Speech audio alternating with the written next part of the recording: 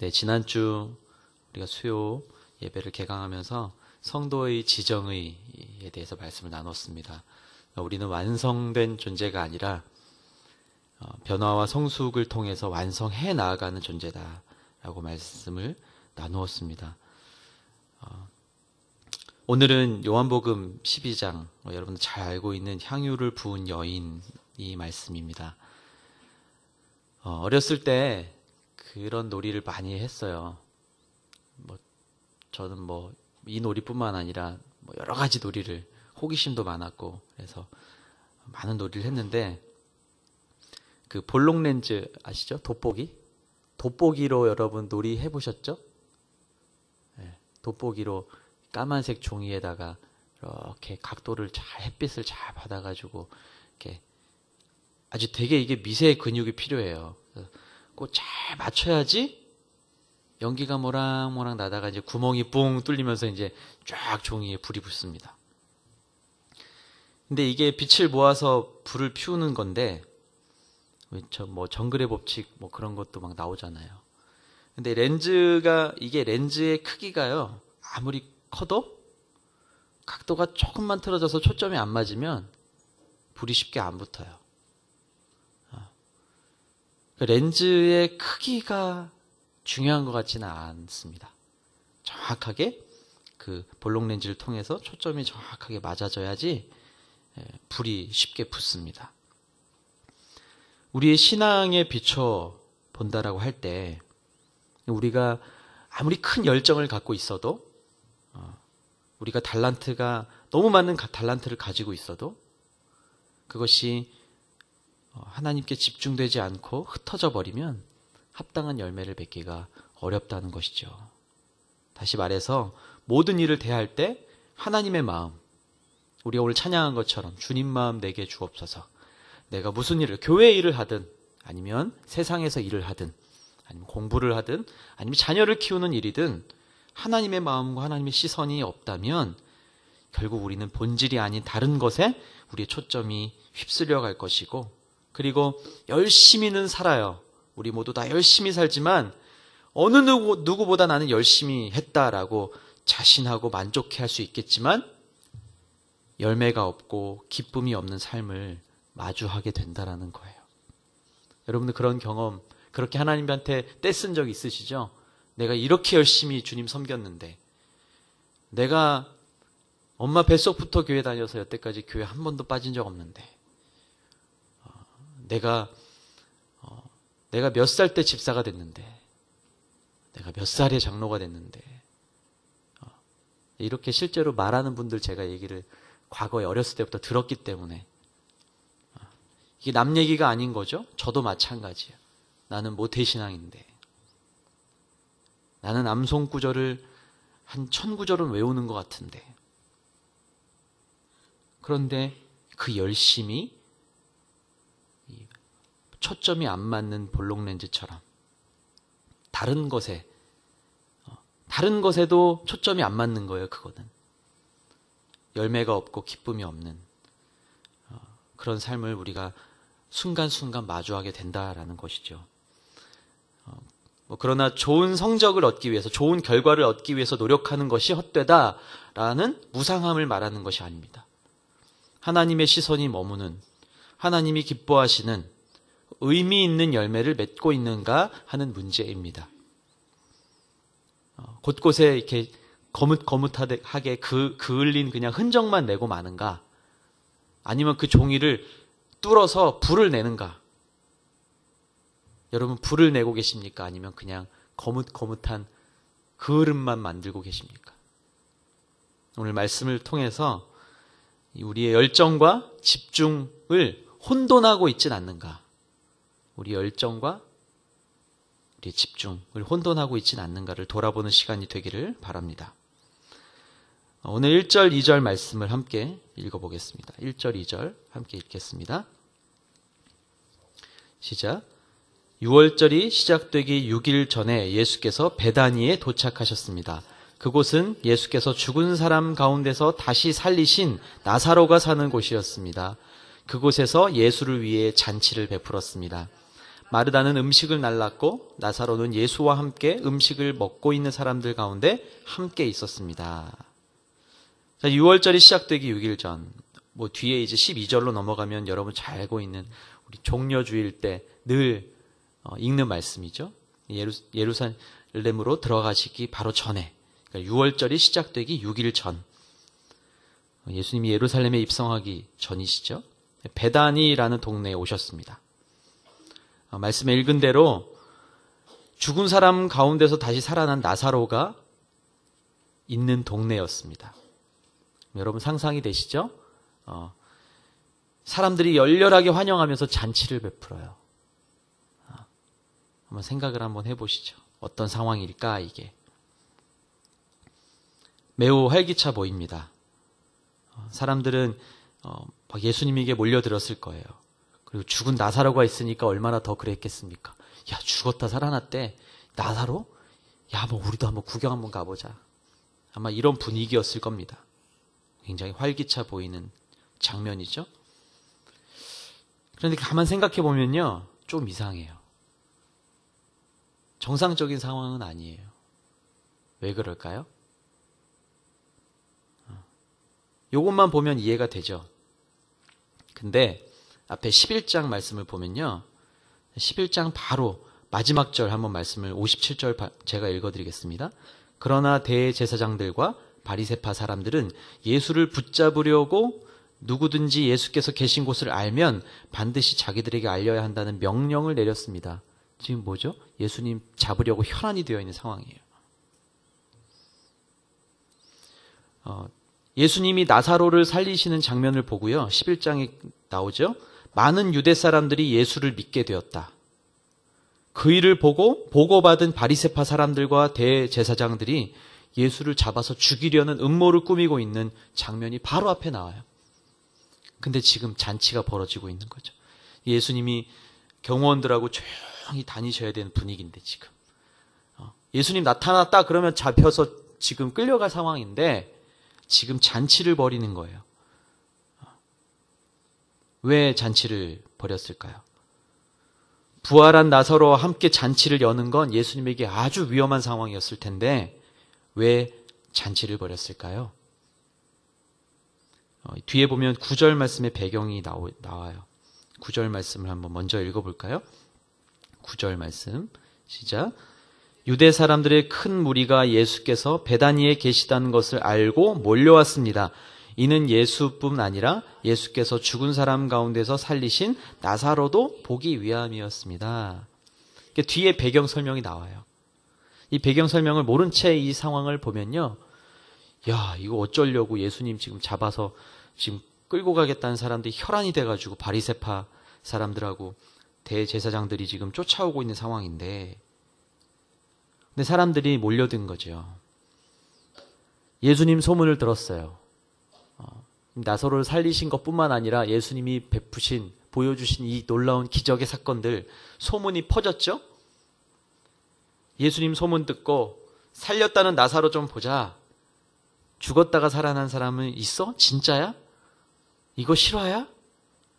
여러분 안 그러셨겠어요? 여러분은 어떠시겠어요? 예수님 막 죽은 자 살리고 병든 사람 낫게 하고 눈먼 자 막 뜨게 하시고, 여러분 궁금하지 않으시겠어요? 야, 나도 지금 다리가 좀 아픈데 예수님 만나면 낫지 않을까? 이런 기대도 있을 거고, 예수님 만나고 싶어하는 이 사람들의 열정으로 이 잔치집이 훅 달아오르는 거죠. 아마 밖에서 못 들어가고 막 이렇게 기웃기웃하는 사람들도 있었을 거예요. 여러분 이러한 열정 충분히 이해가 가요. 저라도 그랬을 것 같아요. 예수님 옷자락만 만져보자. 예수님 머리카락 한번 만져보자. 우리가 아이돌 가수들 애들 막 보면 막 이렇게 머리털 하나 만져보려고 그 열정, 그거에 비하겠어요? 아마 더 했을지도 몰라요. 이제 다 죽어가는 우리 아들 좀 살려보겠다. 아마 있었을 거예요.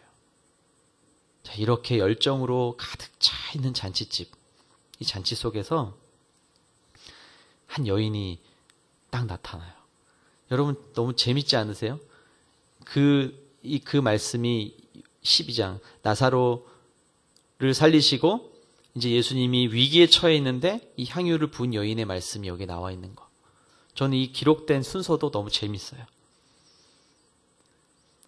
이러한 잔치 속에서 마리아라고 불리는 한 여인이 와서 이해하기 어려운 장면을 연출합니다.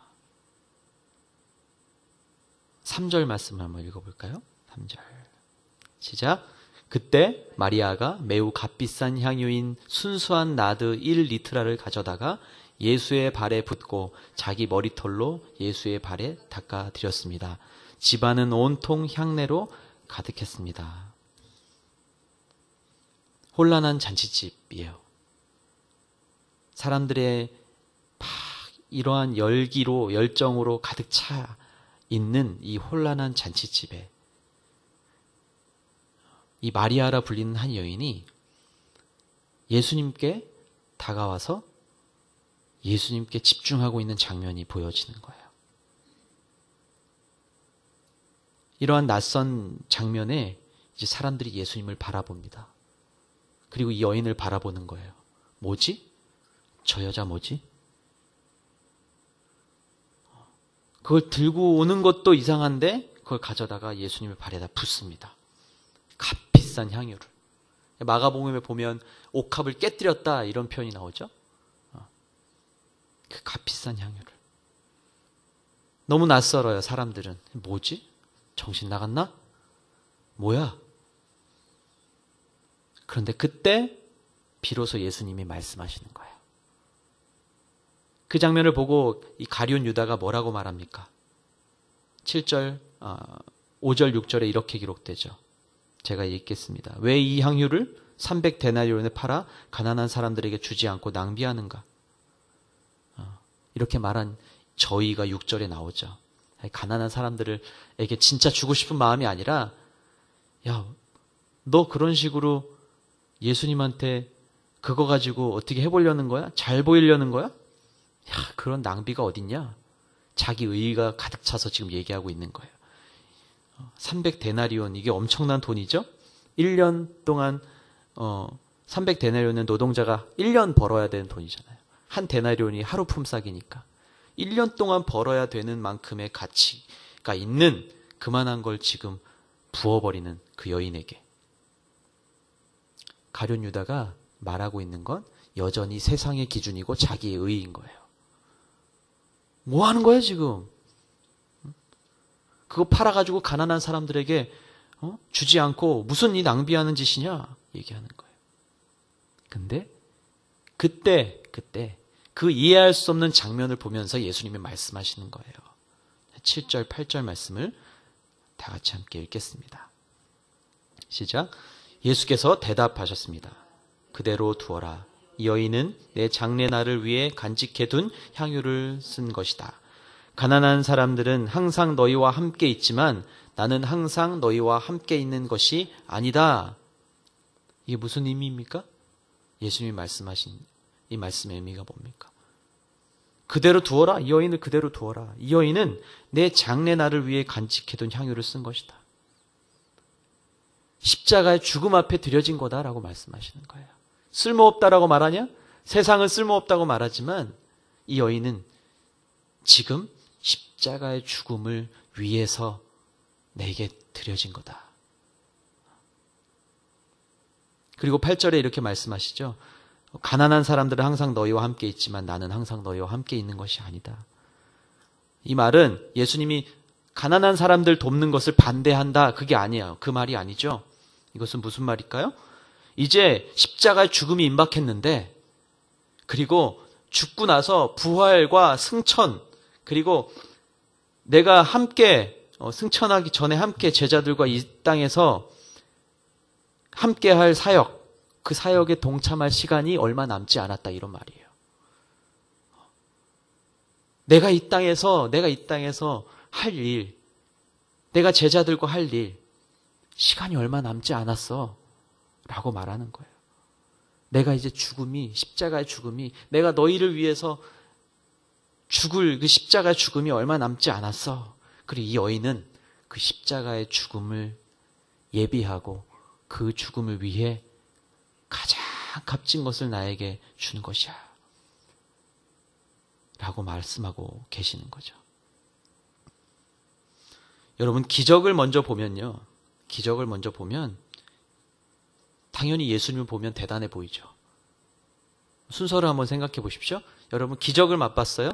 예수님이 베푸신 기적을 봤어요? 그럼 예수님이 어떻게 보일까요? 대단해 보이죠.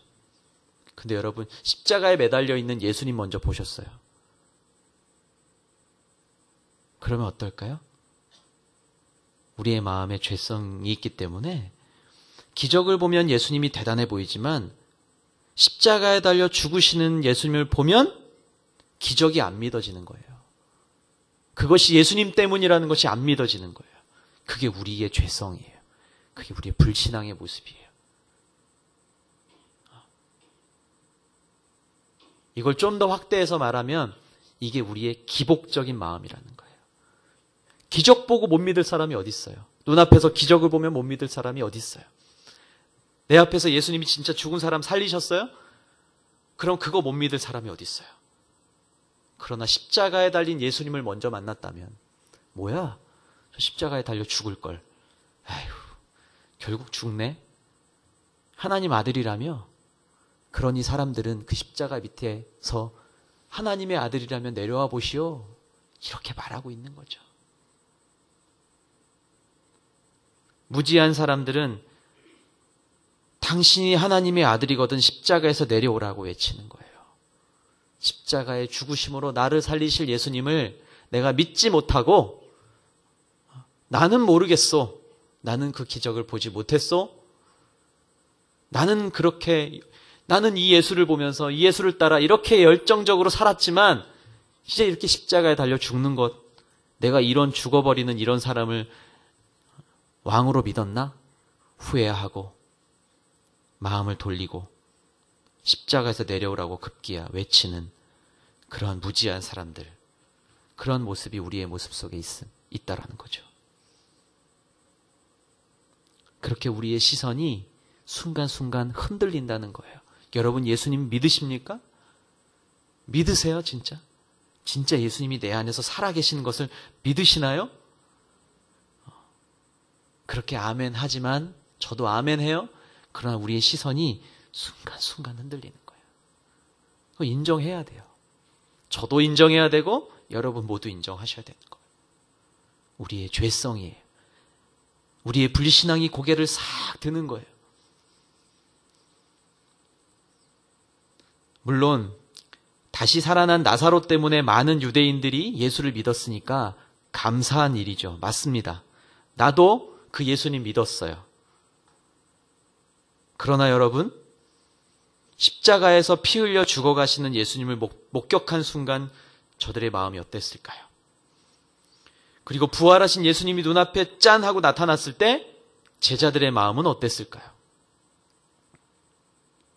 여러분, 언제 어디서나 어떤 상황에든 예수님께 우리의 중심이 집중되어 있을 거라고 확언할 수 없는 제 자신을 보게 됩니다. 여러분, 어떤 상황이든 어떠한 어려움이 있든지 여러분도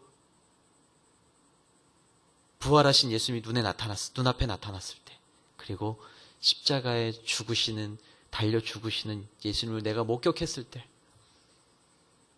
그런 상황에도 내 시선이 흔들리지 않을 거라고 확신할 수 있으십니까? 우리의 삶 곳곳에 열정은 정말 가득하지요. 그런데 그것이 바른 초점으로 모아져서 불을 피우지 못할 때가 있음을 발견합니다. 열심히 해요. 여기 계신 모든 분들, 저도 열심히 했어요. 열심히 살았어요. 한순간도 하나님이 없다라고 의심해 보려고 하지도 않았고 의심하지도 않았어요. 억지로라도 믿었어요. 내 의지로라도 믿었어요. 그게 믿음이라고 생각했어요. 그러면 진짜 하나님이 기뻐하시는 사람이 되는 거라고 생각했어요. 그리고 교회에서 열심히 봉사했어요. 부모님의 얼굴에 먹칠하지 않기 위해서. 때로는 내가 가진 책임감 때문에 열심히 했어요. 누구한테 내밀어도 부끄럽지 않을 만큼 열심히 했습니다. 그리고 큰 소리 쳤어요. 나 이렇게 열심히 하는 거. 그러니까 나는 이렇게 할 말 있다고. 난 당신한테 이렇게 할 말 있다고. 나보다 열심히 했어? 그럼 그런 말해. 이렇게까지도 얘기해 봤어요. 그런데 과연 그런 나를 통해서 하나님이 매 순간순간 그렇게 아름다운 열매들을 맺어주셨을까? 확신할 수 없어요. 물론 하나님께서 가장 좋은 것으로 나의 부족함까지도 다듬어 가시면서 사용하셔서 여기까지 나를 데리고 오셨지만 모든 것이 다 매 순간순간마다 내가 하나님 앞에 부끄럼 없이 드려질 만한 마음이었던가? 그렇지 않다라는 거예요. 될 듯 연기가 스물스물 올라옵니다. 이 정도면 됐지. 내가 이렇게 섬겼으면 됐지. 내가 이 정도 열정으로 예수 믿었으면 됐지. 거의 다 됐다. 거의 다 됐다. 이 정도 열정이었으면 할 만큼 했다. 근데 불이 안 붙는 거예요. 불이 안 붙는 거예요. 초점이 안 맞는 거예요. 이 얼마나 안타까운 일입니까? 하루 종일 돋보기를 들고 불을 비춰보는데 손이 막 떨려가지고 초점이 안 맞춰져가지고 이렇게 조금만 떨어도 초점이 안 맞는데 내가 끝까지 정확하게 초점을 맞추는 그 일이 얼마나 힘든 일인가. 여러분, 연기만 스물스물 나다가 그냥 없어져 버리는 그런 믿음이십니까? 발화점, 종이가 탈 수 있는 그 발화점에 다다를 때까지 흔들림 없이 집중해야지 마침내 불이 붙는 거예요. 혹시 지금 붙은 것 같아서 그냥 우쭐하고 계시는 분 혹시 계신가요? 저도 그랬더라고요. 저도. 신학교 가면 다 되는 건 줄 알았죠. 왜? 하나님한테 내 삶을 드렸는데 딴 거 다 포기하고 내가 할 수 있는 이만큼의 것들 내가 할 수 있는 한 80, 90을 포기하고 하나님한테 드렸는데 하나님 이것밖에 안 됩니까? 그런 교만한 마음이 제 안에도 일어나는 거예요. 정말 드렸으면 정말 예수님처럼 살았으면 좋겠는데 예수님처럼 잘 안 사라지는 거예요. 목사도. 우리는 그렇게 여전히 집중할 수 없는 상황을 살아갑니다. 좌우가 나뉘어서 싸우고 흑백이 나뉘어서 싸우고 교회 세상 나뉘어서 싸우고 믿음이 좋다 나쁘다 싸우고 우리의 복잡한 일상 속에서 우리의 관심사도 수많은 관심사 속에서 막 이 생각 저 생각 그 나뉘어진 혼돈의 시대를 살아갑니다. 여러분, 이 가운데서 우리의 시선은 어느 곳을 향해야 할까요? 예수 그리스도이십니다. 예수 그리스도. 아무리 바보 같다 말해도 그게 무슨 답이냐? 그거 모르냐? 그거면 되는 줄 아냐, 세상이? 세상에 나가서 예수 그리스도 그것만 본다고 다 되는 줄 아냐? 아니요. 예수 그리스도 안에 집중하면 답이 있습니다. 거기에 답이 진짜 있어요. 세상이 혼란한 세상 속에서 수많은 지혜와 지식들과 관심사 속에서 무엇을 따라가야 할지 모르겠습니까? 그러면 예수님 바라보십시오. 거기에 답이 있습니다. 자녀들도 혼란해하나요? 자녀들도 무슨 공부를 어떻게 해서 어느 학교에 가서 내가 어떤 직업을 선택해야 할지 막 망설이는 자녀들이 있습니까? 그럼 예수님께 집중하라고 가르치십시오. 아유, 말씀 읽는다고 거기에 뭐가 나와요, 엄마? 그렇지 않습니다. 답이 여기 있어요. 말씀 안에 답이 있고 예수 그리스도 안에 답이 있어요. 예수님에게 집중하다 보면 예수님이 길을 보여주시는 거예요. 마지막 키만 돌리면 되는데 엄마 잘 모르겠어요. 제가 공부도 이만큼 했고 이 정도의 성적도 받았어요. 근데 답이 없어요. 저 뭐 하고 싶은지 잘 모르겠어요. 예수님 바라보면 예수님이 보여주시는 거예요. 여러분, 향유를 부어드리는 옥합을 깨는 마리아가 되시기를 축복합니다. 여러분의 시선이, 저와 여러분의 시선이 머무는 곳에 우리에게 주어진 인생의 주인이, 목적이 거기에 계십니다. 드릴 향유가 없습니다 이렇게 생각하시나요? 나는 드릴 게 없어요 라고 말씀하시나요? 잘 생각해 보십시오, 여러분. 잘 묵상해 보십시오. 여전히 우리 눈이 계측되고 측량된 그런 세상의 가치에 집중되어 있기 때문입니다. 그렇기 때문에 난 없다라고 생각하는 거예요. 난 없어. 있어도 난 드릴 것이 마땅치 않아. 라고 말하는 거죠. 아니면 이런 마음도 있지 않으신가요? 이것저것 다 귀찮고 복잡하니까 눈 감고 살아가자. 그냥 되는 대로 살자. 그렇지만 여러분, 아무리 생각해봐도 우리가 그렇게 살 수는 없습니다. 내가 예수님께 집중하고 때로는 비난도 받고 모욕도 감수하고 고통의 터널도 지나가고 그런 기다림의 시간 속에서 인내하면서 살아내야 하는 것이 우리가 그리스도인의 자세입니다. 그렇게 그냥 아무것도 안 보이지만 예수님한테 집중하고 살아가다 보면 어느 순간 우리 앞에 하나님께서 길을 쫙 보여주시는 거예요. 여러분, 그런 경험하지 않으셨습니까? 저도 그런 경험을 했습니다. 어떻게 했냐고요? 하나님이 보여주셨어요. 어떻게 알았냐고요? 저도 몰라요. 제가 아무리 5년, 10년, 20년 계획을 해봤는데요. 안 되더라고요. 근데 예수님한테 그냥 드리면서 예수님, 주님, 사용하여 주십시오. 모르겠습니다. 제가 뭐 해야 되죠? 제가 가진 능력이 뭐죠? 저도 모르겠습니다. 그러나 하나님 사용하십시오. 내어드리고 그게 얼마나 세상이 볼 때는 얼마나 값진 것인지 모르겠지만 제가 갖고 있는 것 가지고 그냥 부어드렸더니 하나님이 쓰시는 거죠. 뭘 좀 드려볼까? 내 앞에 무슨 일이 있을까? 두리번 거리지 마십시오. 저 사람은 그럼 뭘 드리나 한번 볼까? 나는 이것까지 드리는데 왜 우선순위에서 밀리는 느낌이지?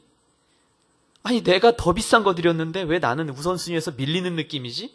그렇게 비교하지도 마십시오. 그리고 시선을 드십시오. 그 시선을 들고 주님을 바라보십시오. 그리고 내가 가진 것으로 최선의 향유를 부어드리십시오. 홀로 사는 여인이 드린 2렙돈처럼 드리시는 거예요. 그게 귀하다 여기시는 거예요. 내가 그렇게 부어드리는 그곳에 우리 인생의 주인이신 예수님이 계신 줄 믿습니다. 여러분, 분주하시죠? 하루하루 분주하시죠? 힘드시죠? 그리고 세상에서 막 들리는 목소리가 막 너무 거세죠? 이게 맞다 저게 맞다. 귀가 팔랑팔랑 거리다 못해 내 귀가 막 딸려가죠?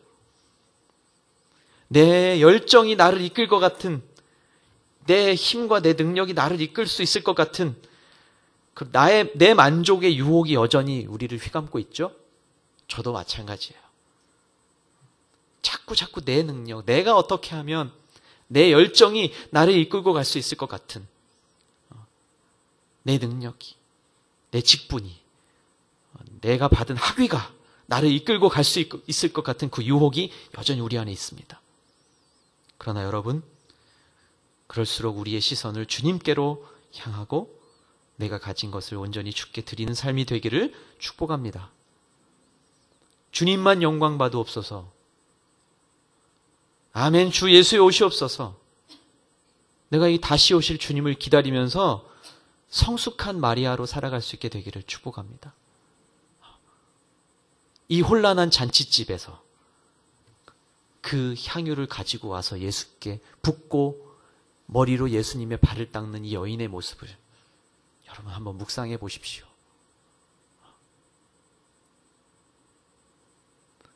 여전히 그걸 비난하고 있는 제자 가룟 유다, 자신의 의로 똘똘 뭉친 세상, 때론 내 자신, 그것이 우리 안에 있는 모습이 되어서 지금 때로는 교회 안에서도 그 모습이 드러나거나, 아니면 가정에서도 그 모습이 드러나거나, 아니면 직장에서 그 모습이 드러나고 있진 않는가 돌아보면서 다시 한번 우리가 가진 것으로 주님 앞에 드려지고 또 우리의 시선을 주님께로 집중할 수 있는 저와 여러분 되기를 예수님의 이름으로 축원합니다. 함께 말씀으로 붙들고 기도했으면 좋겠습니다. 말씀을 붙들고 기도할 때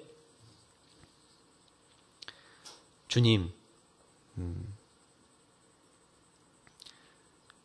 우리의 시선이 어디에 있는가, 어디를 향하고 있는가 돌아봅니다. 내 삶 속에서 예수님께 집중하지 못했음을 고백합니다. 때로는 열정과 수고로 주님을 사랑하고 있다고 착각도 해봤습니다. 주님, 진짜 예수님께 집중할 수 있도록 우리의 마음을 붙잡아 주십시오. 나의 예배도, 내 섬김도, 나의 모든 삶의 자리도 이 향유 옥합을 깨어서 주님께 부어드리는, 세상으로 향한 나의 시선을 예수님께로 돌리게 하는, 사람들도 나의 모습을 통해서 예수님께 집중하게 만들 수 있는 그런 마리아로 살 수 있도록 주님 인도하여 주옵소서.